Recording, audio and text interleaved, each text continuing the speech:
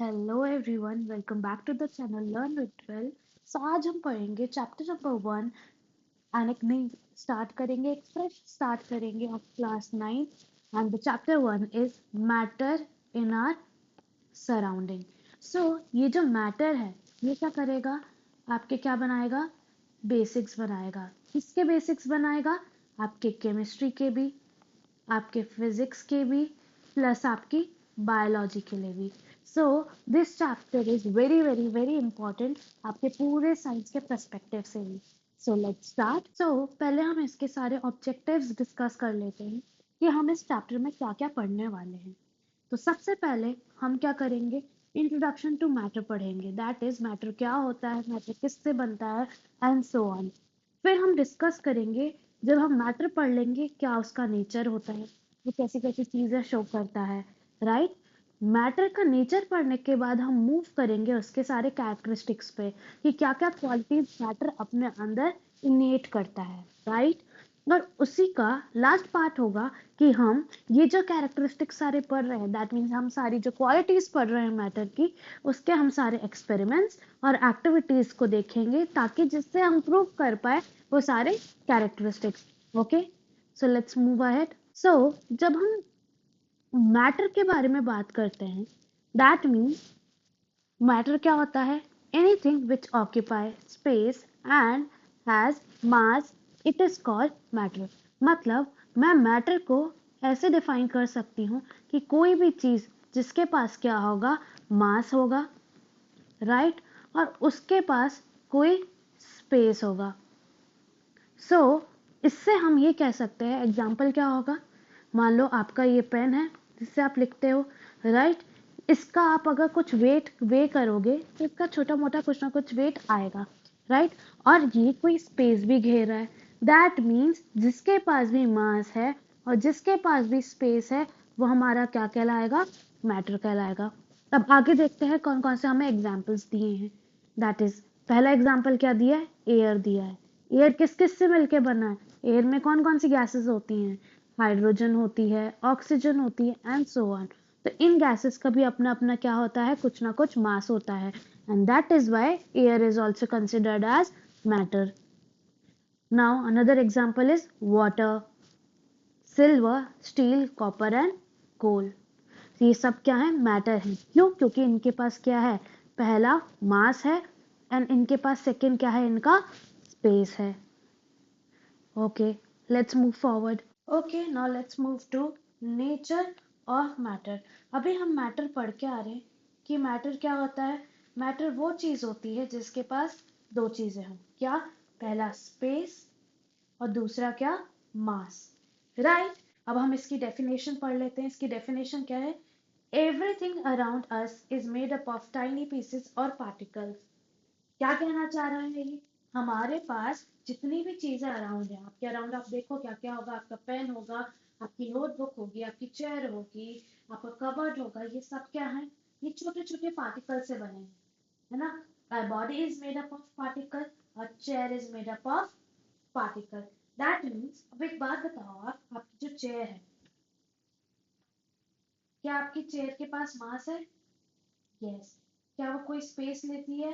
Yes. That means आपकी chair क्या हो गया? एक मैटर हो गया। क्या हो गया? एक मैटर हो गया। सो बेसिकली हमारे अराउंड जितनी भी चीजें हैं उनका कुछ मास है एंड वो कुछ स्पेस भी लेती है। तो हम ये कंक्लूड कर सकते हैं कि हमारे अराउंड जितनी भी चीजें हैं वो क्या है? मैटर है। क्या है? मैटर है। अब आगे बढ़ते हैं। Particles which make up matter are atoms or molecules. Very very important point. क्या बोला गया? पार्टिकल्स जो कि हमारा मैटर बनाते हैं। अब आप देखो, सारी चीजें हमारे अराउंड क्या है? मैटर ही है। तो वो जो पार्टिकल्स जो मैटर बना रहे हैं वो क्या कहलाते हैं? एटम्स। क्या कहलाते हैं? एटम्स या फिर मॉलिक्यूल्स। अब आने वाली फर्दर क्लासेस में आप एटम्स और मॉलिक्यूल्स के बीच का भी डिफरेंस जान जाओगे, बट अभी के लिए आप ये मान के चलो कि सारी चीजें जो आपके अराउंड है वो किससे बनी है? एटम से बनी है, और वो क्या है? वो मैटर है, right. Now let's move forward. Okay, अब हम पढ़ के आ गए कि मैटर क्या होता है, हमें ये पता है, राइट। अब हमें पता है कि मैटर बना किससे है, मैटर एटम से बना है, राइट। अब हम पढ़ेंगे characteristics of the particle of matter, that means matter की क्या क्या क्वालिटीज होती है, हमें अब वो पढ़ना है। The important characteristics of particle of matter like atom और मॉलिक्यूल्स आर द फॉलोइंग। पहला क्या है, that particles of the matter are very very small. तो जो हमें मैटर दिखता है, मतलब आप एक एग्जांपल ले लो आपके पेन का ही। आपका जो पेन है ना, उसके अंदर मिलियन ऑफ क्या होंगे, एटम होंगे, क्या होंगे, एटम्स होंगे। और ये जो एटम्स है ये इतने स्मॉल होते हैं कि हमारी नेकेड आई, दैट मीन्स हम अपनी नॉर्मल आई से इसको नहीं देख सकते। Next, the particles of the matter have spaces between them. मतलब ये जो मैटर है इसके बीच में क्या है, कुछ स्पेसेस हैं, इनके बीच में क्या है, कुछ स्पेसेस हैं। Third, the particle of the matter are constantly moving. अब ये जो स्पेसेस हैं और ये जो पार्टिकल्स हैं ये क्या कर रहे हैं, एक जगह से दूसरी जगह कंटिन्यूसली क्या कर रहे हैं, मूव कर रहे हैं, क्या कर रहे हैं, मूव कर रहे हैं। Fourth, the particles of the matter attract each other. मतलब मेरे पास अगर दो पार्टिकल्स हैं तो ये क्या करेंगे, एक दूसरे को अपनी तरफ क्या करेंगे, अट्रैक्ट करेंगे, क्या करेंगे, अपनी तरफ अट्रैक्ट करेंगे। Got my point. अब हम एक एक करके इन सब को समझेंगे ये क्या है और इनके पर्टिकुलर एक्सपेरिमेंट्स करेंगे ताकि हम प्रूफ कर पाए कि जितने हमने ये कैरेक्टरिस्टिक्स पढ़े हैं ये सब किसके पास होते हैं, मैटर के पास होते हैं। अब पहली प्रॉपर्टी डिस्कस करते हैं मैटर की, that is the particles of the matter are very very small. अभी मैंने आपको एक एग्जांपल दिया था, आप अपने पेन का एग्जांपल लो। पेन के अंदर क्या होंगे, मिलियंस ऑफ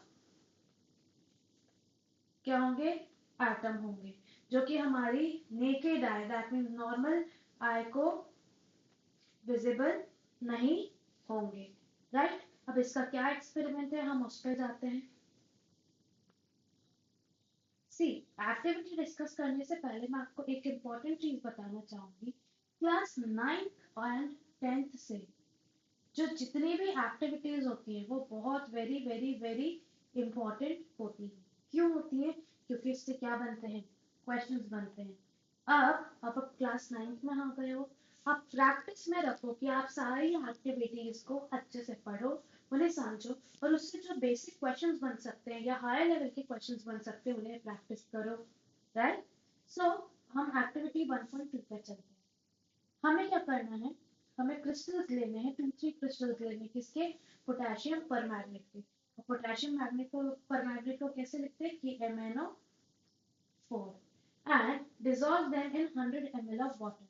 सो पहले क्या करना है, हमें 100 ml ऑफ वाटर लेना है, किसमें, हमारे बीकर में, राइट। और उसमें हमें केवल 2 से 3 क्रिस्टल्स डालने हैं, किसके, KMnO4 के। Take out approximately 10 ml of this solution. अब पहले हमने इसमें क्या डाले, 2-3 डाले क्रिस्टल्स, किसके, पोटेशियम परमैंगनेट के, और इसमें से 10 ml हमने किस में ले लिया, टेस्ट ट्यूब में ले लिया। अब हमने दूसरे बीकर में क्या रखा था, 90 ml पानी रखा था, राइट। और उसमें हमने ये टेस्ट ट्यूब का पानी डाल दिया जो हमने पहले से लिया था। अब हम देख रहे हैं केवल दो तीन टाइनी पार्टिकल से भी जो कलर है वो आगे क्या हो रहा है, कंटिन्यू हो रहा है, क्या हो रहा है, आगे कंटिन्यू हो रहा है। धीरे धीरे सोल्यूशन का कलर फेड हो रहा है और खत्म नहीं हो रहा है। सो क्या है, अब आप समझो कि ये जो 2-3 पार्टिकल्स है ना, ये जो 2-3 क्रिस्टल्स हैं, किसके, KMnO4 के, पोटेशियम परमैंगनेट के, इसके अंदर भी मिलियंस ऑफ एटम हैं जो कि पानी में जाके क्या कर रहे हैं, रिएक्ट कर रहे हैं, राइट। तो इससे हम क्या प्रूफ कर सकते हैं कि जो मैटर है उसके पार्टिकल्स क्या हैं, वेरी वेरी वेरी स्मॉल है। और जो मैटर के पार्टिकल्स हैं वो क्या हैं, वो कुछ नहीं, वो क्या है, एटम है, वो क्या है, एटम है। Got my point. चलो आगे बढ़ते हैं। Next property of matter, the particles of matter have spaces between them. अब क्या करो आप, एक ये जो डायग्राम दिख रहा है आपको, सेम ये चीज करनी है। आपको क्या लेना है, एक ग्लास लेना है, उसमें आपको वाटर फिल करना है। क्या फिल करना है, वाटर फिल करना है। और एक एक स्पून आप क्या ले लो, उसमें शुगर ले लो। क्या ले लो, एक स्पून शुगर ले लो। अब आप उसमें मिलाओगे, फिर आप उसे अच्छे से मिलाओ। अब नेक्स्ट स्पून आप क्या डालो, शुगर की। क्या डालोगे आप, शुगर की। अब आप देखोगे आपने 3-4 बार स्पून डाल दी, तब भी क्या पानी एक्स्ट्रा हो जाता है, क्या पानी बढ़ जाता है, नहीं बढ़ता। दैट मीन्स पानी के मॉलिक्यूल्स के बीच में, दैट इज H2O के मॉलिक्यूल्स के बीच में कुछ ना कुछ जगह है जहां पे ये जाके शुगर अपने आप को क्या कर रही है, सेटल डाउन कर रही है। क्या कर रही है, ये अपने आप को सेटल डाउन कर रही है। इस एक्टिविटी से हम प्रूव कर सकते हैं कि एटम्स के बीच में क्या होती है, बहुत सारी स्पेसेस होती है जहां पे कोई भी चीज अगर डाली जाती है एक्स्ट्रा, दैट इज हम कोई भी चीज, दैट इज सल्यूट डालते हैं, तो वो क्या हो जाती है, उस एम्प्टी स्पेस को ऑक्यूपाई कर लेती है, right. So moving next to the activity, ये है हमारी एक्टिविटी। क्या करना है हमें, टेक 100 ml बीकर। तो हमने क्या करा, एक बीकर ले लिया 100 ml का, fill half of the beaker with water and mark the level of water. हमने क्या किया, 50 ml तक उसमें क्या कर लिया, वाटर फिल कर लिया, राइट। नाउ डिसॉल्व सॉल्ट और sugar with the help of glass rod.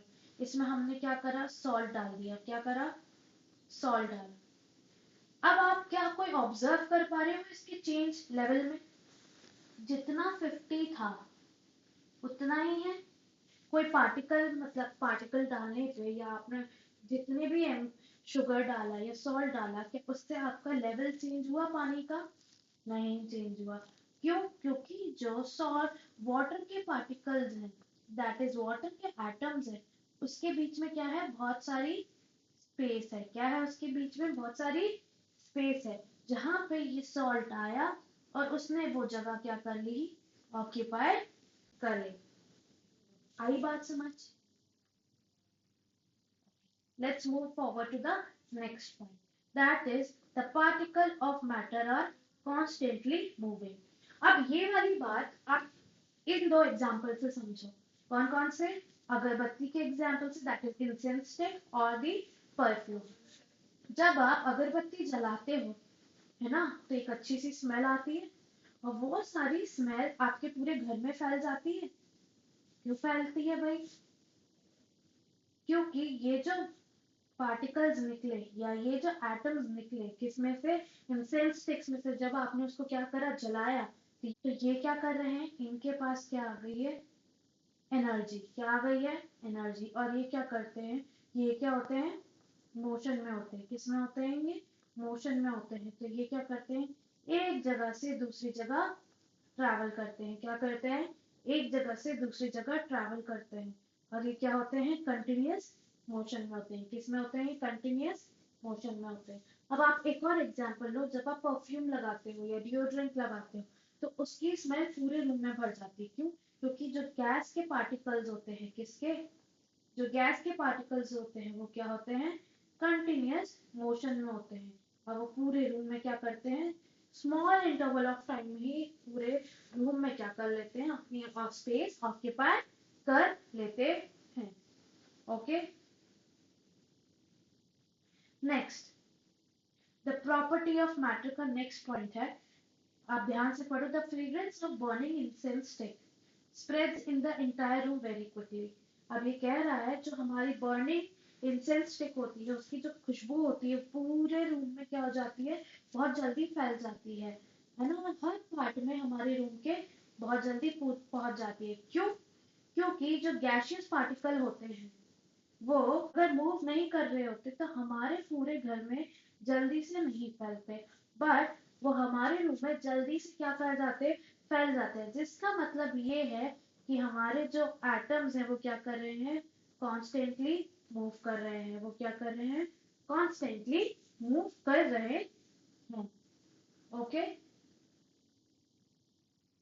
Now the next property is the particle of the matter attract each other. अब आपको पता है कि एटम्स किस में अरेंज हो सकते हैं, या तो सॉलिड्स में अरेंज हो सकते हैं, या तो लिक्विड्स में अरेंज हो सकते हैं, या तो गैस में अरेंज हो सकते हैं, राइट। अब आप देखो सॉलिड्स में ये जो एटम्स हैं, इन दो एटम को देखो, ये क्या है, एक दूसरे के बहुत पास है।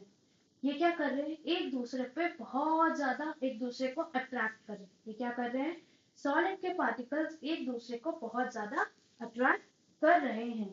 अब वही आप लिक्विड में देखो, तो लिक्विड में ये जो एटम्स की दूरी है ये क्या हो जाती है, थोड़ी ज्यादा हो जाती है ना। पर इसका मतलब क्या है, पूरा कम फोर्स से एक दूसरे की तरफ एक दूसरे को क्या कर रहे हैं, अट्रैक्ट कर रहे हैं। वहीं आप गैसेस में देखो, तो गैसेस में इन दोनों एटम की दूरी और थोड़ी ज्यादा हो जाती है। दैट मीन्स ये एक दूसरे को अट्रैक्ट तो कर रहे हैं, पर उतनी फोर्स से नहीं कर रहे हैं जितने से सॉलिड या लिक्विड एक दूसरे को कर रहे हैं। Got my point. इसकी अब एक्टिविटी देखते हैं, इसकी एक्टिविटी क्या है। चलो पहले पढ़ लेते हैं क्या हमारे पास और इंफॉर्मेशन है। If we take a piece of chalk or a cube of ice or an iron nail and beat them with the hammer, we will find that it is very easy to break the piece of chalk into smaller particles. It requires more force to break a cube of ice, where the iron nail does not break even with a large force. That means हम तीन चीजें ले लेते हैं। That is पहला, हम chalk ले लेते हैं। दूसरा, हम ice cube ले लेते हैं। एंड तीसरा, हम ले लेते हैं आयरन नेल। सो अभी हम पढ़ते हैं, ये क्या है, एक सॉलिड है, राइट। आइस क्यूब क्या है, ये भी एक सॉलिड है। आयरन नेल क्या है, ये भी एक सॉलिड है। पर डिफरेंस क्या है, चॉक के पार्टिकल्स एक दूसरे को इतना अट्रैक्ट नहीं कर रहे जितना कितना कर रहे हैं, आइस क्यूब के पार्टिकल कर रहे हैं। और सबसे ज्यादा किसके करेंगे, आयरन नील के पार्टिकल करेंगे। क्यों, देखो, जितना ज्यादा हमें फोर्स लगेगा, क्या लगेगा, जितना ज्यादा हमें फोर्स लगेगा चॉक को ब्रेक करने में, ये आइस क्यूब को ब्रेक करने में, आयरन नेल को ब्रेक करने में, उतना ही ज्यादा उसका क्या होगा, उतना ही ज्यादा उसका फोर्स ऑफ अट्रैक्शन रहेगा। मतलब वो एक दूसरे को उतनी ही ताकत से एक दूसरे की तरफ क्या कर रहे होंगे, अट्रैक्ट कर रहे होंगे। तो आप तीनों में बताओ, चौक में ज्यादा आपको एनर्जी लगेगी, या आपको फोर्स आइस क्यूब में ज्यादा लगेगा, या आयरन नेल में क्या लगेगा। ऑफकोर्स आपको आयरन नेल में सबसे ज्यादा फोर्स लगेगा इसे तोड़ने में, तब भी ये नहीं टूटेगा। दैट मीन्स इसका जो अट्रैक्शन है वो क्या है, सबसे हाई है। उसके बाद आइस क्यूब का क्या होगा, अब आप बताओ, चौक और आइस क्यूब में से आपको किससे सबसे ज्यादा टाइम लगेगा, फोर्स ऑफ अट्रैक्शन। अब आप चौक और आइस में से बताओ, आपको ज्यादा फोर्स किसको लगेगा ब्रेक करने में, आपको फोर्स लगेगा आइस क्यूब को तोड़ने में। दैट मीन्स आयरन नेल से काम किसका होगा, आइस क्यूब का होगा। और वहीं पे अब लास्ट ऑप्शन क्या है हमारे पास, चौक। दैट मीन्स हम चौक को बहुत इजीली तोड़ सकते हैं। दैट मीन्स इसके पास जो फोर्स ऑफ अट्रैक्शन है, या जो ताकत से एटम्स इसके चौक के एक दूसरे को अट्रैक्ट कर रहे हैं, वो क्या है, सबसे कम है। हम क्या कह सकते हैं, हम ये कह सकते हैं कि जितना ज्यादा हमारे पास फोर्स लगेगा, क्या लगेगा, जितना ज्यादा हमें फोर्स लगेगा उतना ही ज्यादा उसका क्या होगा, फोर्स ऑफ अट्रैक्शन होगा। या फिर उतने ही ज्यादा एटम्स उसके क्या करेंगे, एक दूसरे को अट्रैक्ट करेंगे, क्या करेंगे, एक दूसरे को अट्रैक्ट करेंगे। इसका मतलब ये है कि फोर्स ऑफ अट्रैक्शन सबसे ज्यादा किस में होगा, सॉलिड्स में सबसे ज्यादा होगा। उसके बाद किस में होगा, लिक्विड्स में होगा। उसके बाद किस में होगा, गैस में होगा। अभी हमने देखा कि सॉलिड्स के पार्टिकल एक दूसरे से थोड़ा दूर है, लिक्विड के पार्टिकल्स की दूरी और थोड़ा ज्यादा है सॉलिड्स के कंपैरिजन में, और गैसेस के मामले में दूरी ये सबसे ज्यादा है। तो जितनी ज्यादा दूरी, उतना कम हमें फोर्स लगेगा किसी भी चीज को तोड़ने में। सो बाय दिस मैं अपना ये टॉपिक एंड करती हूँ, और इसके आगे के टॉपिक्स हम नेक्स्ट क्लास में कंटिन्यू करेंगे। आई होप आप लोग इसे पढ़ेंगे, और आप लोग के जो भी डाउट्स होंगे वो आप प्लीज कमेंट सेक्शन में नीचे कमेंट करिए। Thank you so much.